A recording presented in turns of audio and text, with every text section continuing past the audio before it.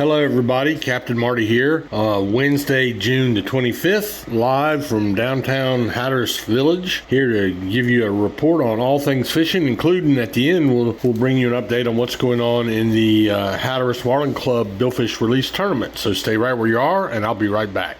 Teachers Lair Marina in Hatteras Village is the closest spot on the Outer Banks to the Gulf Stream. Just inside Hatteras Inlet, Teachers Lair is fully loaded with bait, tackle, ice, snacks, and drinks for your fun-filled day out on the water. Want to get rigged up to catch the big one? Lee and the gang in the tackle shop can outfit you to catch whatever is eager to get hooked. To see the marina, the tackle shop, or to book a charter, go online to teacheslair.com. Teachers Lair Marina in Hatteras Village. Your fishing venture awaits. Come and experience fishing for the whole family aboard the Crystal Dawn at Pirates Cove Marina in Manio. The Crystal Dawn is a roomy 65-foot headboat, fully equipped with the latest gear to give you the best fishing experience. Worried about getting seasick? Fear not. The Crystal Dawn stays in safer and shallower waters to lessen the likelihood of that happening. Half-day and private fishing trips are available. To find out more, go online to crystaldawnheadboat.com. The Crystal Dawn Headboat out of Pirates Cove. Fishing that is fun for all ages.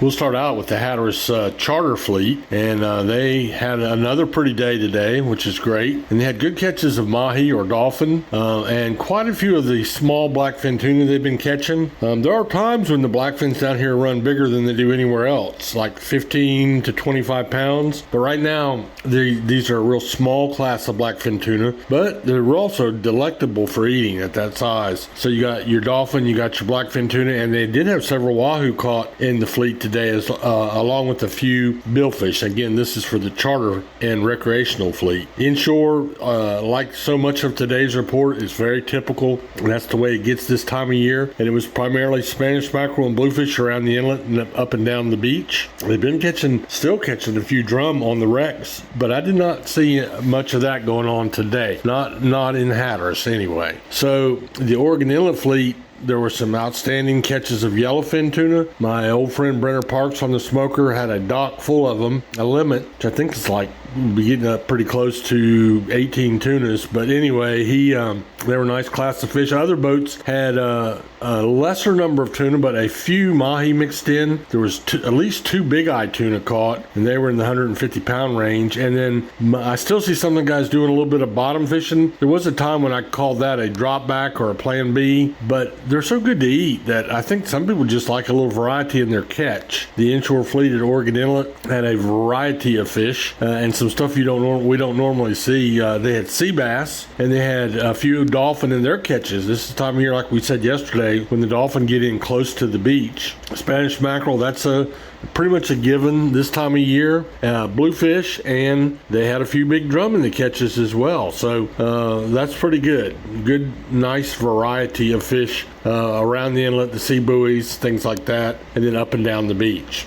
Pier fishing, again, we're in where everything is almost identical. I can tell you a couple things that stand out. We know that there's Spanish mackerel and bluefish up and down the beaches this time of year, but the bite is an early morning bite, especially north of Oregon Inlet. Been watching the reports that I get from WalkingAngler.com, Tony Lombardi's site, and they the Nags Head Pierce had the hot hand for that early morning bite on Spanish mackerel and bluefish. That's a good spot. You might want to give it a try. But now, early morning does not mean 8 o'clock. It means 5 o'clock. So factor that into your plans. When water temperatures up and down the beach are still relatively cool compared to air temperatures, 70, 72 degrees, something like that. But the sand is so hot, you can hardly get to that water. But surf fishing, there was sea mullet and small flounder, and there was a few pompano, not many, but they have been running a little bit on the large size. I saw a couple of those 2.5 pounders, but we have sea mullet, a few small flounders, and a few bluefish still in the catches. If you were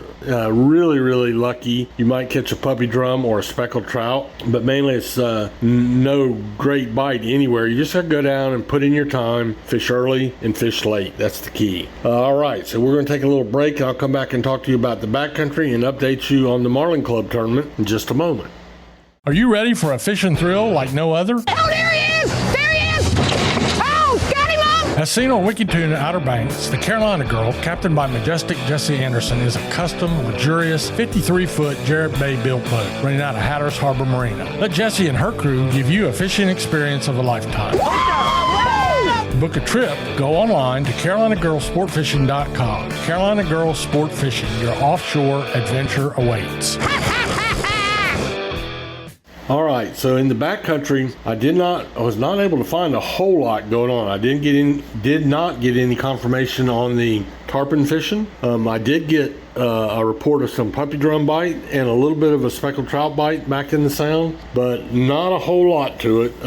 It's been pretty good. The speckled trout season, everybody's holding their breath because I guess it's going to open up on July 1st, if I understand it correctly. So we'll see what happens there. But anyway, we did have same old back in the sound. You could add to those two species some bluefish and some sheephead, and that would pretty much take it in. They're still catching sheephead, by the way, on the Bonner Bridge Pier. That's down on the old bridge across Oregon Inlet on the south side of Oregon Inlet. Great free fishing pier, good place to go give it a try. And as for the 66th annual Hatteras Marlin Club Billfish Invitational, quite a bit of change on the leaderboard. We fished day 2. Everybody is fishing 3 out of 5 days, Monday through Friday. You pick what 3 days you want to score your catch and fish. And climbing to the top of the leaderboard after fishing 2 of the 3 days is the BB, and that's literally the letters BB. 1 blue marlin and 4 sailfish for them, so they have a total of 5 fish. And that blue marlin gives them the bonus points to put them in first place. In second place, the Cheryl Ann, which had a really good day with 5 sailfish yesterday, and they had 2 white marlin on day 1, so that gives them a total of 7 billfish, but they don't have the big points blue marlin in there. Nonetheless, with 7 fish there in second place. And the third place boat is the G-Baby. The G-Baby has one of everything, or a few of everything. They have, in their 2 days of fishing, they have 1 blue marlin, 1 white marlin, and they also have 2 sailfish. So that's where we stand, 1, 2, and 3, and weather's good.